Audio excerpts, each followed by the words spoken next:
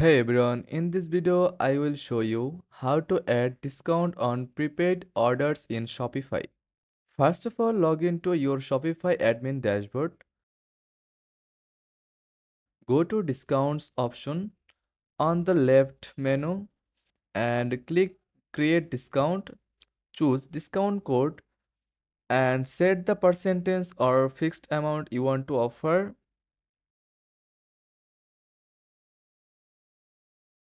Next, in the applies to section, select a specific product or entry order based on what you want the discount to apply to.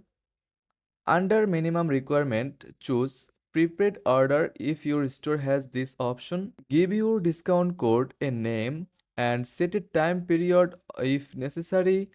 You can also limit the discount to one time use per customer.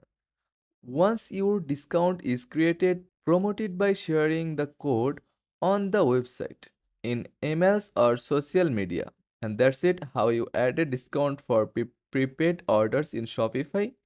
This can help boost sales by rewarding upfront payments. Thanks for watching.